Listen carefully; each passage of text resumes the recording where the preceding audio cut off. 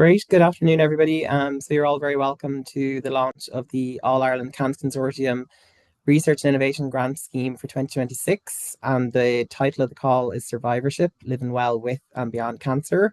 So I'm Gavin Lawler. I'm the Programme Manager in the Research and Innovation Infrastructures Unit in the HRB that oversees this call. And I'm joined today by my colleague, Aisling Rehill Gilbert, who is the Project Officer overseeing the call with me.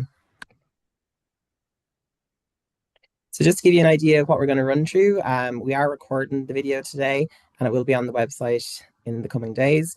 But we're going to run through the presentation, the background, the purpose of the call and the aim. And then we'll also share our contact details if you have any queries or questions. We'll also take time at the end of the presentation for any specific questions people may have regarding the call or the documentation that's currently available. And if there's any more detailed follow-up that's needed after that, we'll follow up with you at that point. So just to give some background, so the All Ireland Cancer Consortium, so this is a tripartite arrangement between the governments of Ireland, Northern Ireland and the United States. And it stemmed really from the Good Friday Agreement launching in October 1999.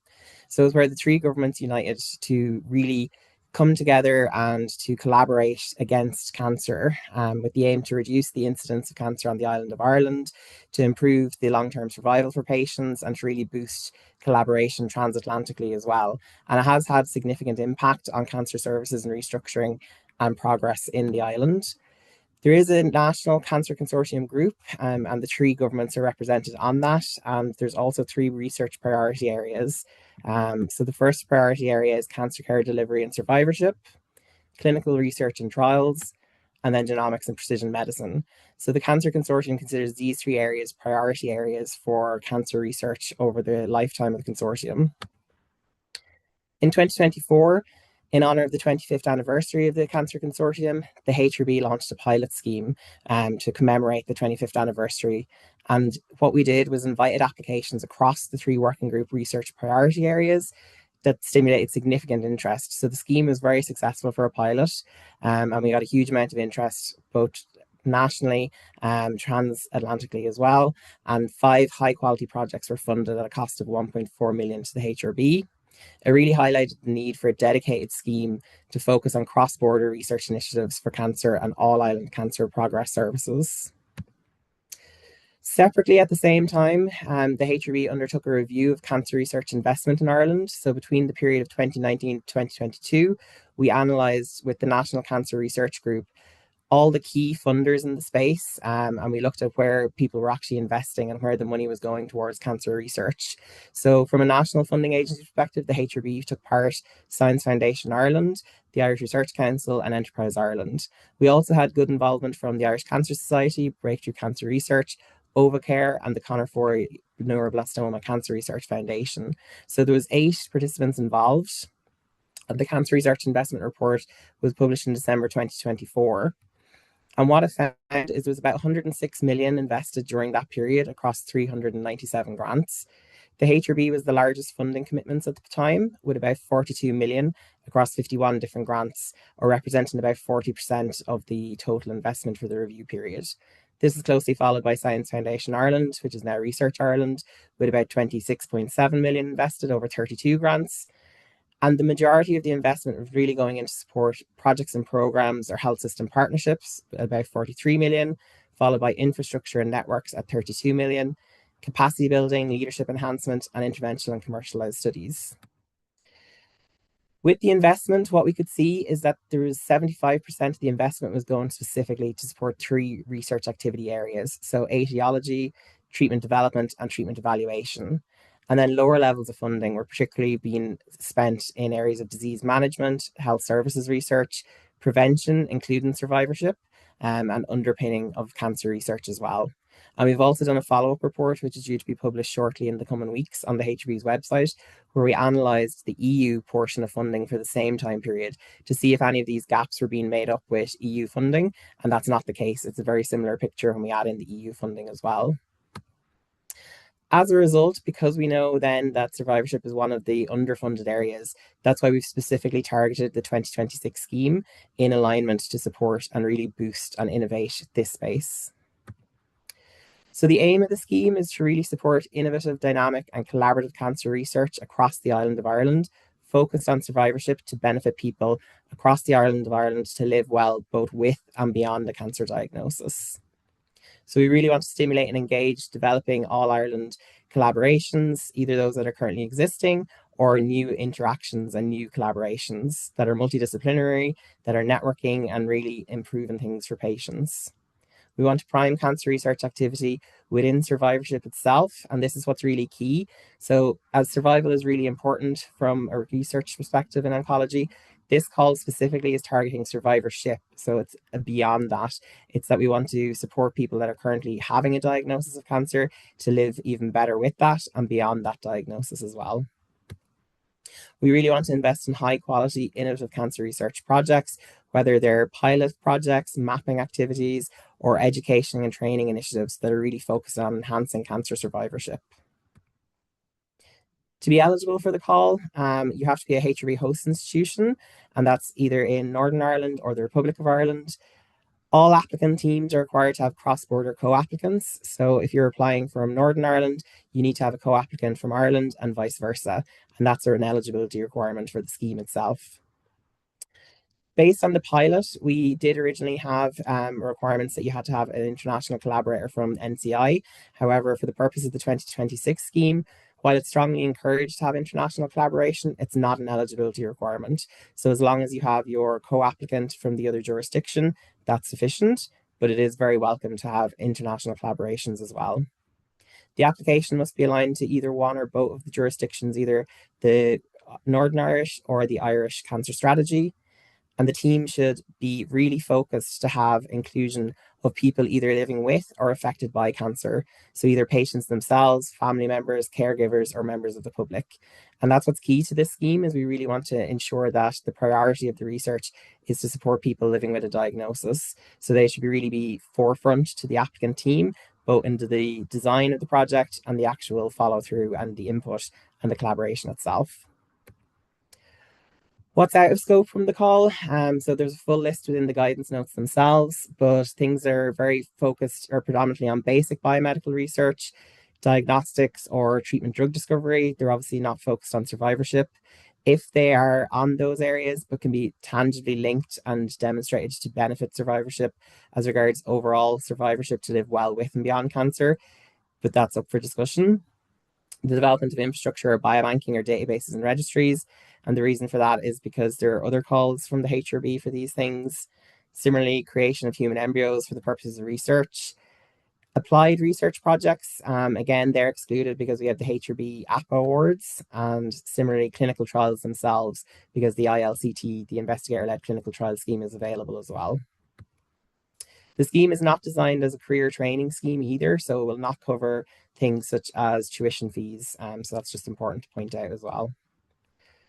From the funding availability, so it is two tiers. So tier one is what we would see as being smaller pilot projects or mapping activities, and they have a value of up to 100,000 exclusive of overheads for a duration of up to 24 months. Tier two is for larger projects, so projects that are specific projects targeting research or education and training initiatives focused on survivorship for a duration of up to 3 years, and they're up to a value of 330,000 exclusive of overheads as well. The application process and timeline is outlined below, and it's also in the guidance notes. So the call opened in February, but we've actually extended the deadline due to some of the internal HRB IT issues. So it won't close until the 27th of May. And that's to really give people enough time to collaborate, to make those connections, both north-south, and also to engage with patient partnership as well. So there is good kind of run-in time until the 27th of May for people to be able to come together and submit their application. We then will move into the peer review period, an applicant response period, and then a panel review in October. And we expect the awards to be made starting in January 2027. The applications themselves will undergo a two-stage review process. So it'll be peer and public reviews. So the HRB at standard, we get usually 2 public reviews to assess the quality of the PPI, and then also a minimum of usually 3 external international peer review experts to do a written scientific review of the application. At that point then, for applications that are shortlisted, All applications will receive feedback from both the peer and public review, and those that are shortlisted and invited to the panel will have the opportunity to respond to the public and peer reviews as well. And the lead applicants will have that chance to respond, and that will be taken into account by the international panel then when they're reviewing the full application. So the panel review then will take place and it'll look at the application itself, the peer review, the public review, and also the applicant response to those, examine the application based on the assessment criteria. And the expectation is successful applications will be scoring highly across all the criteria required. The assessment criteria themselves. So we've rolled these all to be together basically because we want to really focus on the collaboration, the added value of the investment, and what's critical is the impact and how it's going to impact patients. So the investment is meant to be strategic and targeted to boost all island collaboration and partnerships based on cancer survivorship research with clear added value above and beyond any networking or activities currently taking place. The team must exhibit complementary expertise with experience that's considered relevant from both jurisdictions, with strong links to both host institutions, hospitals, research groups, and patient organizations evident within the team itself. And then what's critical is the consideration of the knowledge translation and implementation. So the project should be able to translate its impact and to be able to actually be rolled out quite effectively to maximize the impact for people to live with and beyond the diagnosis. The lead applicant is expected to have a permanent or contract that covers the duration of the award in a HRB host institution as an independent investigator, or for clinicians to be an adjunct position within the HRB recognized host institution accepted as well. From an applicant team perspective, there's a maximum of up to 8 co-applicants. So other researchers, knowledge users, PPI contributors, all of those are welcome. It's up to the applicant team themselves how they identify and which people are more involved in the project. So we would deem a co-applicant someone who's very critical and involved, and then a collaborator who's potentially given less time, but they're still central to the project itself. So we welcome up to about 10 collaborators also. They would have very discrete, integral roles in the project, and they must also sign a collaborator agreement form as well. From a funded personnel perspective, the level and expertise and experience of the proposed research project must match the ambition and the scale of the project itself also. And I'll hand over to Ashley now, who's going to take us through the submission process on GEMS. Thanks, Gavin. So hi everyone, my name's Ashley. As Gavin mentioned, I'm the project officer helping out with AICC. So I'm going to take you through a brief overview of the application process on the GEMS system with which the HRB uses. So for the AICC, it will be up to the lead applicant to create the application initially on GEMS, and this can be found via the link grants.hrb.ie. This link can be found in the guidance notes and also on the AICC 2024 webpage. If you are a new applicant to the HRB, then you will have to register for an account on the GEMS portal. However, if you've previously applied for HRB funding in the past, it's likely that you already have a GEMS portal account.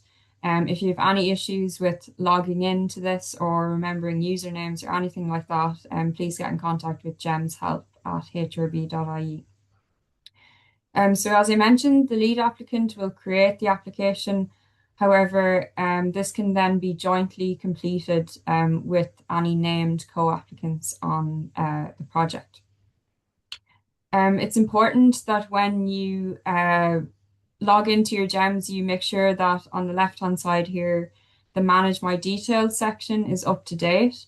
So for this, you'll input your basic information and any sort of items related to your CV, such as your educational background, your work history, and also your research outputs. So make sure that this section is filled out as much as possible, as information from here will be included in your AICC 2026 application. So once you click apply, then you'll see a list of grants which are currently open via the HRB. And here you're going to click on apply, highlighted in red here for AICC 2026. Okay, next slide. So once you press next, then you'll see that there'll be a list of eligibility questions which you have to answer yes or no to. And this is to indicate your likely eligibility for AICC 2026. And it also makes sure that you are fully aware of the application process, the guidance notes, and any sort of requirements around notifying your host institution of intent to submit.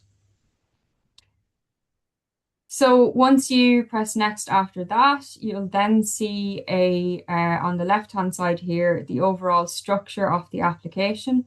So this structure will follow exactly what you'll see in the guidance notes appendix. And we would highly recommend that you have the guidance notes open beside you while you make your way through the GEMS application, just so you're aware what is required in each section and what exactly we're looking for each section. So as you make your way through the application, the red X's will change to green ticks as you complete sections. And if there's any section that has a exclamation mark in yellow, this means that there's something in that section which hasn't been completed fully, and your application will not be able to be submitted and validated until all sections are completed. Okay. So it's very important that you notify your host institution of your intent to submit. Um, so there will be a page where you have to identify your host institution. So if you type in, for example, I've typed in here DCU, you'll see that it auto-populates with the option for DCU, and then you can notify your Dean of Research. We strongly advise that you notify your host institution early in the process so that they have the time to approve and review your application. And also, please be aware that your host institution might have their own internal guidelines around deadlines for applying for funding. And with that, we're happy to take any questions. And these are the contact details for Gavin and myself if you have any questions following on from the webinar. Thank you. Great, super. Thanks, Aisling. So yeah, the question box is open. So we will leave it open if anyone has any queries or questions for a couple of minutes. And I just can't see anything coming through. I think Joanna has her hand up if she wants to ask a question. Yeah, if you go ahead, Joanna, you should be able to talk now.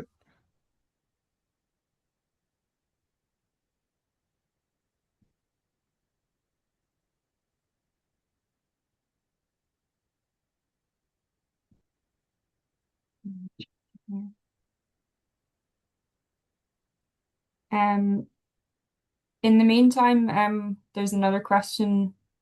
Can one be named as a collaborator in more than one application? Yeah, that's fine. It's more the lead applicants. You can apply to both tiers if you're a lead applicant. But you can only get funding up to a maximum of two. So that's outlined in the guidance notes as well. But that's fine to be a collaborator in more than one application. That's no issue. As long as they're independent and separate, obviously, research activities. Yeah.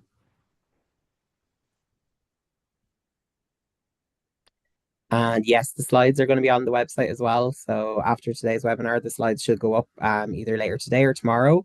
So all the slides from the webinar will be on the website, and the call guidance notes are already there at the moment. And the recording will be also up available as well.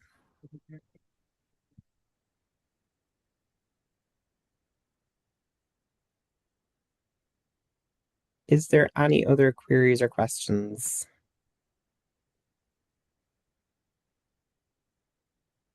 Oh, I have a few questions here in the Q&A box, actually. Um, can you say more about the involvement of partners from the other jurisdiction? Well, the expectation is that, so this is an All Ireland Cancer Consortium research call. So the expectation is that there should be good cross-border integration and links, and it shouldn't be seen as a tick box. So from an assessment perspective, the panel will be looking at the engagement, the representation, and ensure that the linkages there are quite strong, the network is being made, that the investment itself will enhance those collaborations. So the expectation to be whether it's from a lead applicant in Northern Ireland, that the collaboration with the Republic would be quite strong, and there's good connections between either the host institutions, hospitals, the academic centres, whatever the partnership is. So it just depends on the nature of the consortium. In the previous rounds in 2024, we would have seen good engagement. So, regardless if the lead applicant was from Ireland or Northern Ireland, the team itself was then multi stakeholders from both sides of the island. And that's what we expect, is that this is an all island collaboration, and there's strong linkages across both the collaborators, co applicants, and the lead applicant team. So, there's good representation so that any project that is actually funded can then be well delivered and well integrated across the entire jurisdiction. So it's an all island perspective is what we're looking for.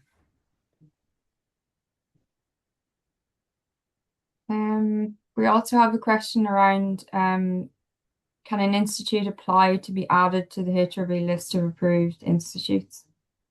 There is a process to apply for the HRB host institutions, and that's outlined on the HRB website. So, to be a HRB host institution, there's specific requirements, and the policy is available on our website and also the application form.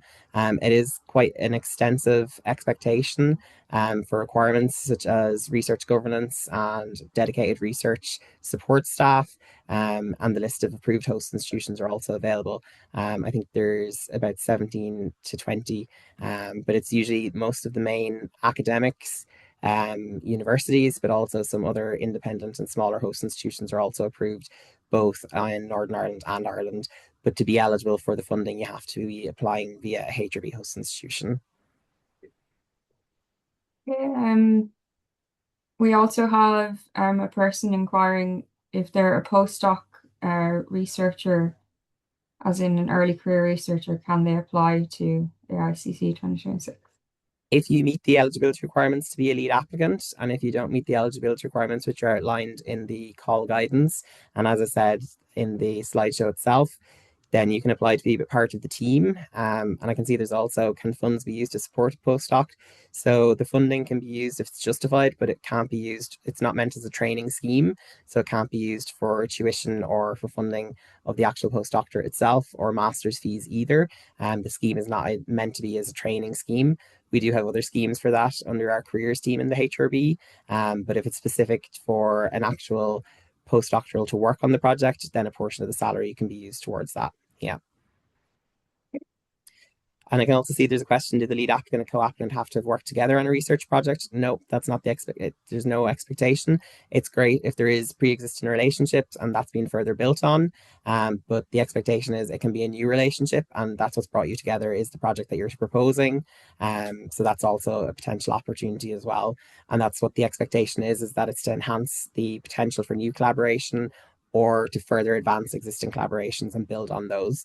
And that's what we'd be liking to see, that if there is a pre-existing relationship, that the investment itself is going to enhance that even further and have a more significant impact, and outcomes to improve patients as well.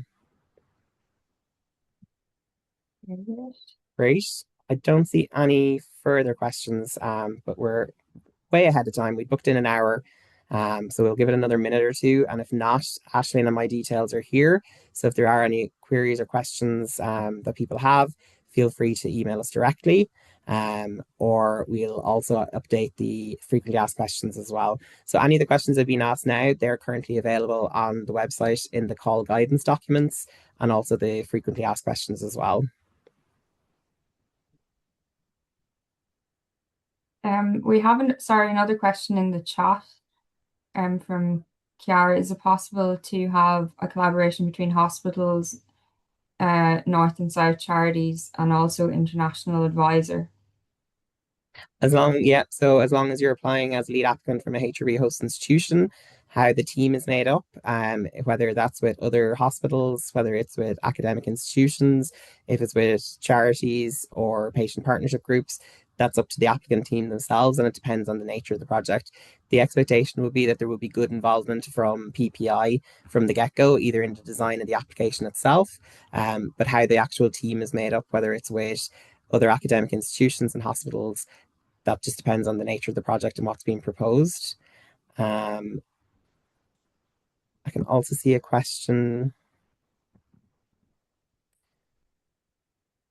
Is there a budget ceiling in terms of what support and research activities? So there are. So the HRB guidance notes do contain our requirements as regards the budget categories themselves and how they can be spent. So that's outlined in the call guidance notes. So the majority, given the funding, so for the tier one awards for 100,000, if you're thinking of salaries and things like that, the majority of the award will probably go on a salary for someone to actually conduct the award. And then you have a small amount for things such as consumables and running costs. But the actual ceilings, there are limits as regards equipment and things and what you can buy, and also publication costs, dissemination. But that's all outlined in the call documents themselves. Any details on what a small project is. So it depends on what the project itself is, which doesn't clarify your question. But in the previous round, it's stuff that is a smaller scale. So it's not going to be a large research project where it's going to take 3 years to actually develop the project and conduct the work. It's a much smaller scale project that it might take a year and a half to 2 years. So it could be something like a mapping activity. It could be identifying a pilot project where it's a small investment and you want to test something out before you do a bigger project, or you want to try an initiative and really just test out the ground. You want to do some sort of mapping or evaluation of the current system, or current interventions that are available to improve survivorship. It really depends. The call is wide open. And the guidance notes also give a huge amount of criteria as regards the type of activities we'd be expecting to fund. And that's outlined in the call documents as well. So I would recommend going through the call documents in detail. And then if you have any further questions, just to link in with us.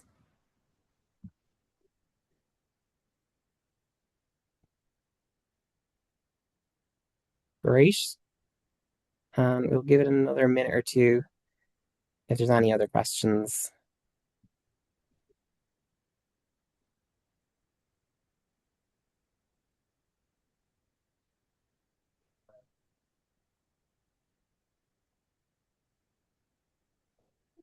There's another question in the chat. Can I do it while having other countries involved using data collection? There's no restriction, so it depends on what the project is. So without further details, but yeah, the expectation is that it's an all Ireland collaboration.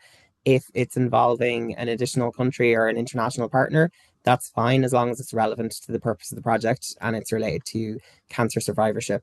So the focus really is for the call to focus on helping people that have a diagnosis of cancer to live better with that diagnosis and also beyond that diagnosis. So it just depends on your actual project itself and the design, but there's no restrictions as regards international collaborators or the data involved or things like that. The key restriction, and it's not a restriction, it's really to promote cross-border cancer research activity within this space itself. So we do know that survivorship is an underfunded area, and that's why we want to really have this scheme to invest and really prime activity in the space. So there's a huge amount of work ongoing, and there's a huge amount of work going with survivorship groups, with patient groups, and also researchers. And this is the opportunity to really have this investment available, to further support and enhance that collaboration and to really roll it out on an all island basis, to have better impact for patients both north and south on the island. So the opportunity is there, and that's what we'd be hoping that people will be able to come together and come up and really use the existing resources that are either there and build upon them further or enhance them and strengthen them.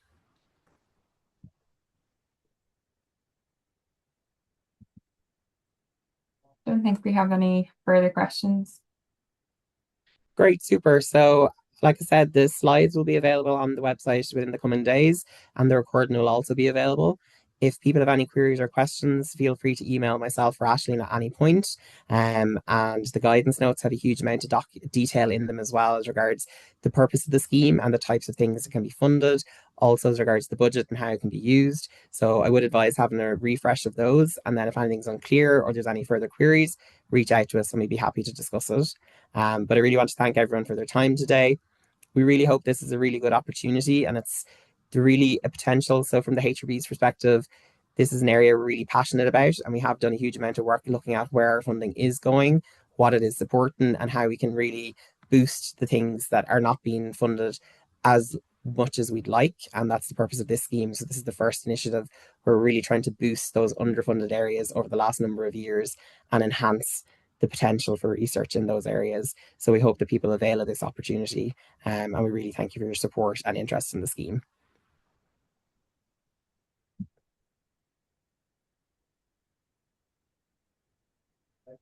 Okay, okay, thanks everyone.